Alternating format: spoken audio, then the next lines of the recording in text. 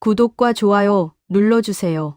굴은 전 세계 여러 나라에서 소비되는 해산물이지만 각 나라에서 굴이 차지하는 문화적 위치와 의미는 매우 다릅니다. 같은 재료라도 사회적 맥락과 식문화에 따라 전혀 다른 음식으로 인식됩니다. 이탈리아에서 굴은 일상적인 식재료가 아니라 고급 해산물로 분류됩니다. 굴은 신선도가 생명인 식재료이기 때문에 유통 과정이 까다롭습니다. 이탈리아에서는 굴이 주로 해안 지역에서만 신선하게 소비됩니다. 내륙으로 갈수록 굴의 가격은 급격히 상승합니다. 이로 인해 굴은 평소에 자주 먹는 음식이 아니라 특별한 날에 소량으로 즐기는 음식이 됩니다. 굴은 배를 채우는 음식이 아니라 경험하는 음식에 가깝습니다. 이탈리아의 굴 소비 방식은 극도로 단순합니다. 대부분의 경우 굴은 생으로 제공됩니다. 얼음 위에 올려 제공되고 레몬즙만 살짝 곁들입니다. 이 방식은 굴의 신선도와 자연적인 풍미를 강조하기 위한 것입니다. 굴에 소스를 많이 사용하지 않는 이유는 재료 자체의 맛을 존중하는 음식 철학 때문입니다. 이탈리아 요리는 전반적으로 조미보다 재료의 질을 중시합니다. 따라서 굴을 익히거나 가공하는 방식은 상대적으로 드뭅니다. 굴을 국이나 밥의 재료로 사용하는 문화는 거의 존재하지 않습니다. 이탈리아에서 굴은 한 접시의 일부이거나 전체 요리로 등장합니다. 굴이 식사의 중심이 되는 경우는 드뭅니다. 또한 이탈리아의 식사는 순서가 엄격합니다. 한 접시를 다 먹은 뒤 다음 접시가 나옵니다. 여러 요리가 동시에 나오는 방식은 일반적이지 않습니다. 식사는 시간과 흐름을 중시하는 경험입니다. 이와 달리 한국에서 굴은 전혀 다른 위치에 있습니다.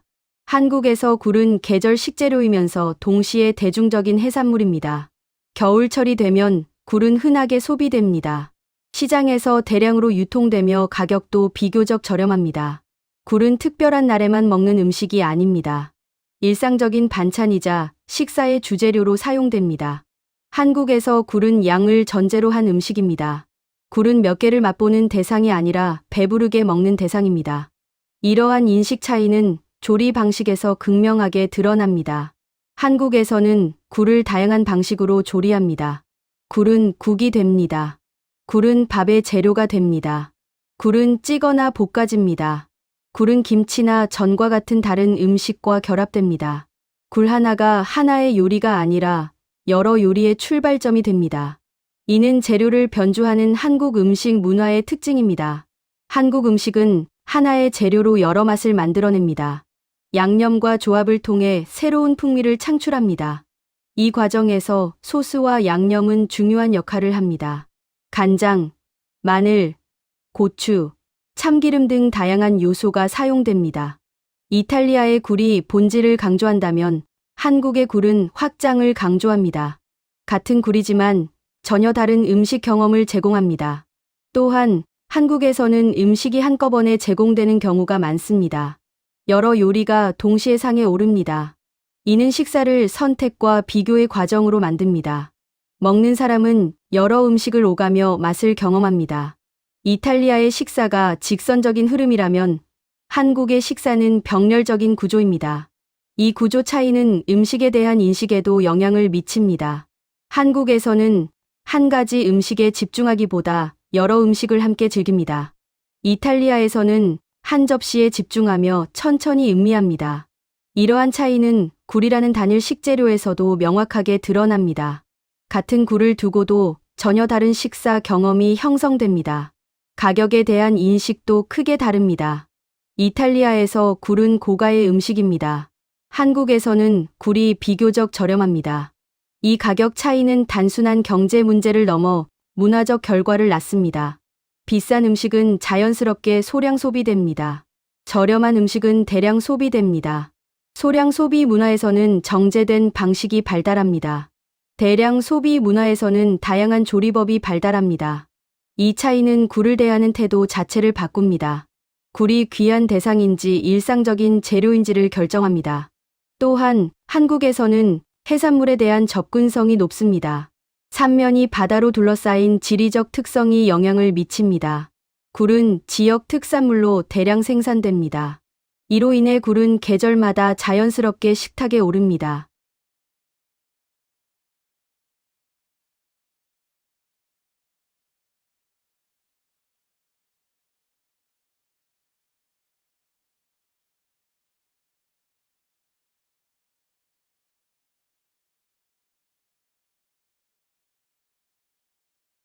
이 영상이 흥미로운 이유는 바로 이 지점에 있습니다.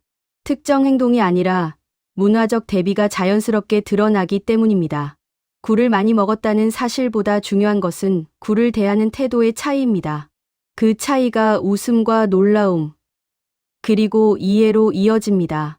결국 이 사례는 음식이 문화 교류의 강력한 매개체임을 보여줍니다. 한 접시의 굴은 두 나라의 생활 방식과 사고 방식을 연결합니다.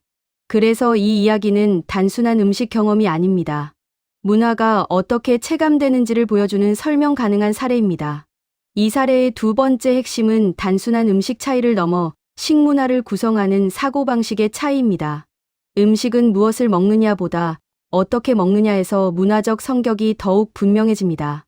한국과 이탈리아의 굴 소비 방식 차이는 식재료를 바라보는 관점의 차이에서 출발합니다. 이탈리아에서는 식재료 하나하나가 완결된 존재로 인식됩니다. 하나의 식재료는 그 자체로 존중받아야 할 대상으로 여겨집니다. 그래서 조리는 최소화되고 개입은 제한됩니다. 굴은 이미 완성된 맛을 지닌 재료로 취급됩니다. 추가적인 조리는 굴의 본질을 해칠 수 있다고 인식됩니다. 이러한 사고방식은 이탈리아 요리 전반에 깔려 있습니다. 요리는 재료를 바꾸는 행위가 아니라 드러내는 행위로 이해됩니다. 반대로 한국의 음식 문화는 재료를 하나의 가능성으로 인식합니다. 식재료는 완성된 존재가 아니라 변화 가능한 재료입니다. 굴은 하나의 출발점에 불과합니다. 굴은 조리 과정을 거치며 새로운 음식으로 재탄생합니다. 이러한 인식은 한국의 역사적 환경과 깊이 연결되어 있습니다. 한국의 식문화는 제한된 자원 속에서 발전해 왔습니다. 하나의 재료를 여러 방식으로 활용해야 했던 환경이었습니다. 재료의 변주는 생존과 직결된 기술이었습니다. 굴 역시 이 맥락에서 이해할 수 있습니다. 굴을 생으로만 먹는 것은 선택지 중 하나에 불과합니다. 굴을 끓이고 볶고 찌는 것은 재료를 확장하는 방식입니다. 하나의 식재료로 다양한 식사를 구성하는 전략입니다. 이 차이는 음식의 양에 대한 인식에서도 나타납니다. 이탈리아에서는 음식의 양이 절제의 대상입니다. 적당함은 미덕으로 여겨집니다. 과도한 양은 미식의 품격을 떨어뜨린다고 인식됩니다. 반면 한국에서는 음식의 양이 환대의 상징입니다.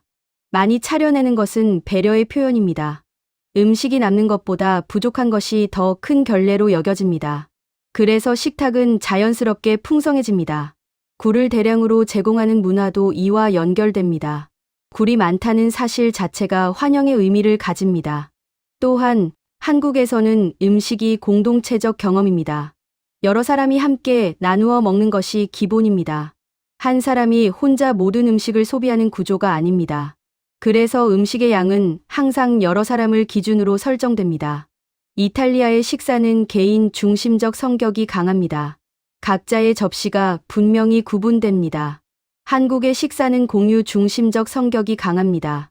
여러 사람이 같은 음식을 나누어 먹습니다. 이 구조 차이는 굴이라는 재료에도 그대로 반영됩니다. 굴은 개인의 접시에 놓이는 것이 아니라 테이블의 중심에 놓입니다. 이 과정에서 굴은 나의 음식이 아니라 우리의 음식이 됩니다. 음식의 소유 개념이 달라지는 지점입니다. 조리 과정의 공개 여부도 중요한 차이입니다. 한국에서는 조리 과정이 식사의 일부가 됩니다. 테이블 위에서 직접 굴을 다루는 행위는 자연스러운 경험입니다. 이는 음식과 사람 사이의 거리를 좁히는 역할을 합니다. 이탈리아에서는 조리는 주방의 영역입니다. 식탁은 완성된 결과를 받아들이는 공간입니다. 이 차이는 음식에 대한 긴장감에도 영향을 줍니다. 한국에서는 음식이 보다 친근한 대상이 됩니다. 이탈리아에서는 음식이 존중과 거리감을 동반합니다. 굴을 직접 만지는 행위 자체가 낯설게 느껴질 수 있습니다. 또 하나 중요한 요소는 음식의 의미 부여 방식입니다. 이탈리아에서는 음식이 개인의 취향과 연결됩니다. 어떤 음식을 좋아하는지는 개인의 미각 문제입니다. 사회적 의미는 상대적으로 적습니다. 한국에서는 특정 음식이 특정 상황과 연결됩니다. 계절 음식, 행사 음식, 기념일 음식의 구분이 분명합니다. 굴 역시 겨울이라는 계절성과 강하게 결합됩니다. 굴을 먹는 행위는 계절을 소비하는 행위입니다. 이러한 문화에서는 굴을 한 번에 많이 먹는 것이 자연스럽습니다. 지금 먹지 않으면 다음을 기약해야 하기 때문입니다.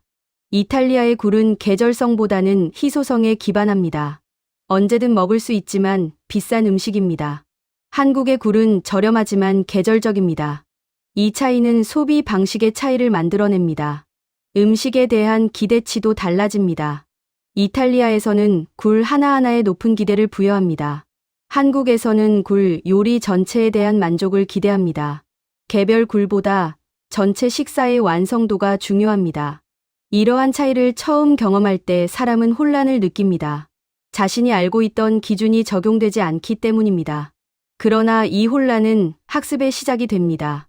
새로운 기준을 이해하게 되는 계기가 됩니다. 이 사례에서 중요한 점은 거부가 아니라 적응입니다. 낯설미 곧바로 부정으로 이어지지 않습니다. 맛을 통해 이해가 이루어집니다. 경험을 통해 문화가 설명됩니다. 이 과정은 음식이 언어보다 빠르게 문화를 전달한다는 사실을 보여줍니다. 설명 없이도 차이를 체감할 수 있기 때문입니다. 그래서 음식은 문화 교류의 가장 직접적인 수단입니다.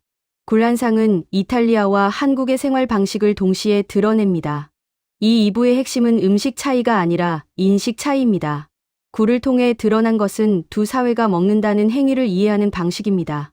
이 차이를 이해할 때 비로소 문화 비교는 평가가 아니라 이해가 됩니다. 이 지점에서 이 사례는 단순한 체험담을 넘어 설명 가능한 문화 분석 자료가 됩니다.